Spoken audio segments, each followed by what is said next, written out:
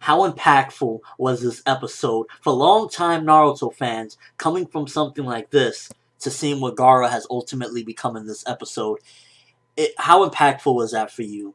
So coming into this episode, I kind of expected, I knew what to expect from this episode. But first of all, I gotta say that I think that this episode outdid the manga by so much, because one thing that the Naruto story and anime as a combination that does very well is, and I've said this in the past, emotion. It can deliver emotion in such a powerful way, and I can't even front. I was teary eyed with this episode. I'm not gonna lie. I'll be the first one to admit it.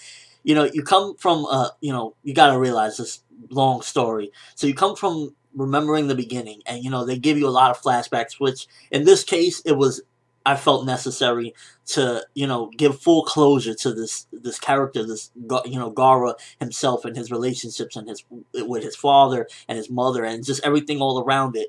It really was necessary to have those flashbacks. Some of them were canon. The ones with his mother was actually in the manga at that particular time, those flashbacks.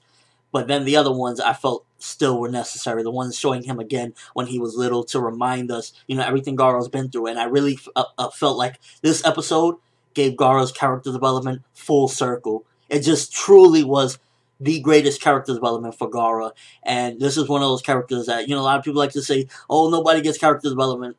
What about Gaara? Did you not see this? This episode is really, in my opinion, just phenomenal. Didn't have the greatest animation or anything like that, but who cares? Really, in an episode like this, who really cares? This is like tier-worthy type of stuff. It really just, it developed Gaara beyond belief. It gave us answers that we didn't have a long time ago. It gave Gaara these answers that he didn't have a long time ago, where he thought everyone hated him. He thought everyone hated him to actually see that all these people, the only one really that was maniacal this whole time, and he really wasn't doing it against his son. He was putting his Kazekage position over being a father. You gotta look at it in that aspect. He was putting the village's sake over his son, and yeah, he admitted it. All he did was torment him while his mother tried to show him love. And to see just that these secrets that have been for years, we've been for years wondering what the hell, why was Gaara's uncle, and for the record, so many people think that was a woman, and they thought it. So I think even the studio changed the voice actor, because I think it was originally a woman, and it sounded like a dude this time, and I'm glad, so that for the record, that was Gaara's uncle. For anybody that doesn't realize it, that was a dude, that was Gaara's uncle. Yeah. And it really just gave those answers that we didn't have originally, like, Gaara's uncle even cared about him. Gaara's uncle was resentful against Gaara's father. And that was really a big revelation as well. And overall, honestly, this episode really just gave so much in the span of one episode. It showed that Gaara's father didn't hate him.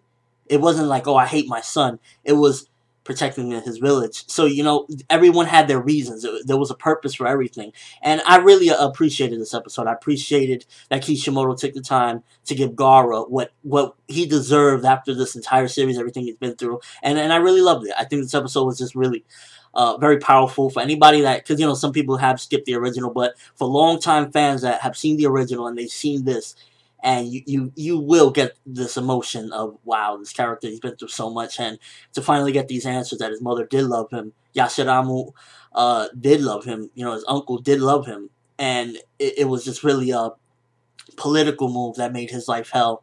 It's phenomenal to see where he went from being just, hateful to being this Kazekage that has an understanding of life and understanding of what he's been through and how he shouldn't be resentful. It really just is outstanding, honestly. The character development, Kishimoto definitely won one with that. It was just really damn good, I gotta admit. And I know I'm praising it a lot. Like I said, for the most part, I don't really care about that the animation wasn't the most spectacular.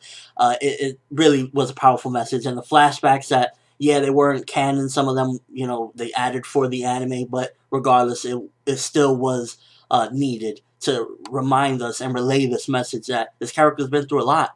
Overall, gotta say, love the episode. Definitely very enjoyable. Let me know, did you shed a tear with this one? What did you think? For longtime Naruto fans, how did you feel seeing this character grow and everything he's been through all in this one episode? Because it was very impactful, and seeing him defeat his father was just the final cap on showing that Gaara has overcame that life. It's done already, and that's a very powerful thing, and I really enjoyed it. But that's all I have for this review. Thanks for watching. Hope you enjoyed. Thumbs up for Gaara because he's been through so much, and this was just really one of those episodes where finally, Gaara gets one, and I really loved it. I think that any longtime Naruto fan that's seen what Gaara's been through can appreciate this at the least, and what it meant. I'm ForneverWorld, and as always, people, have an awesome day.